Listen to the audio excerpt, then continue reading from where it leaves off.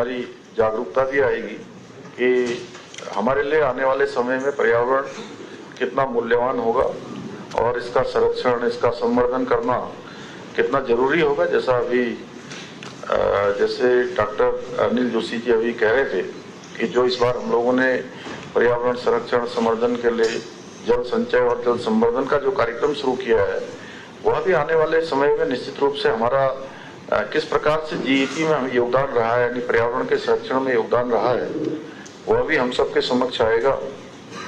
GEP index के जरिए ये पता चलेगा कि पर्यावरण संरक्षण में हम कितने कामयाब हुए, हमने क्या योगदान इसमें किया है।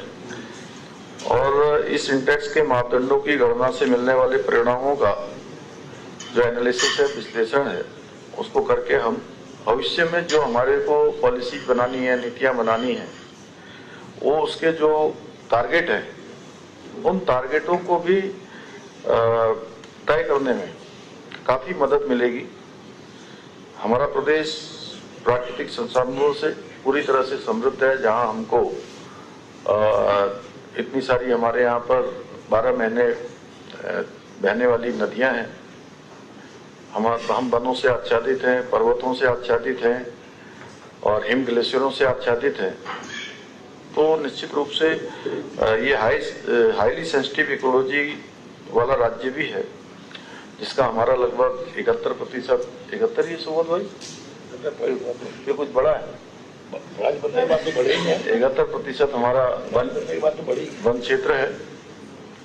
और इसलिए ये भी जरूरी है कि इसका संरक्षण बहुत हमारे लिए आवश्यक है। और हमारी सरकार भी प्रकृति एवं जलवायु संरक्षण के लिए पूरी तरह से हम प्रतिबद्ध हैं, संकल्पबद्ध हैं कि हम इसका संरक्षण और संवर्धन दोनों करेंगे। हम वर्षा जल के संरक्षण के लिए आज बहुत सारे उस पर काम कर रहे हैं, जैसे तालाबों में, चाल खालों, नालों, अन्य प्रकार के जल स्रोतों को फिर से उनको रिचार्ज करके योजनाबद्ध तरीके से काम कर रहे हैं। सारा के माध्यम से भी अनेक ऐसे जल स्रोत हैं जो सूख गए हैं, या बहुत सारे जो विकास के कामों के कारण से भी, कहीं सड़कें बनी हैं, कहीं कोई और एस्टेब्लिशमेंट हुआ है, उसके कारण से भी बहुत सारी जगह पर जो हमारे स्रोत थे वो सूख गए हैं। आप सभी देखते होंगे, मैं बार बार कहता हूं, और सच बताऊं तो मुझे मेरा बचपन उस समय जरूर मुझे बहुत ज्यादा याद आता है, जिस समय मैं पहाड़ों में चढ़ता था, कभी जाता था बस से। आयु 8-10 वर्ष की रही होगी, 8-10 वर्ष से भी कम की, लेकिन स्मरण में है 7-8, 5, 6, 7 साल का।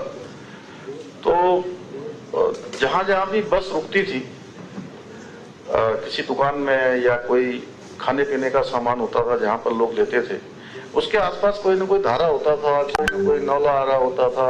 लोग जो है उसमें कोई गिलास में पानी या बाल्टी में पानी नहीं रखते थे, वो ऐसे हाथ से लगाते थे और पानी पीते थे। अब मैं देख रहा हूं कि एकदम से जो है उसमें बहुत कमी आ गई है। और अगर पहले की तुलना में अगर ये समय में समझो कि लगभग 40 साल पहले का है, तो 40 सालों में इसमें कितनी न्यूनता आ गई है। अगर परसेंटेज में लें तो मैं समझता हूं कि 20% भी अब जो है वो नौले, धारे, वो स्रोत, गाड़, गधेरे धीरे धीरे कम हो रहे हैं।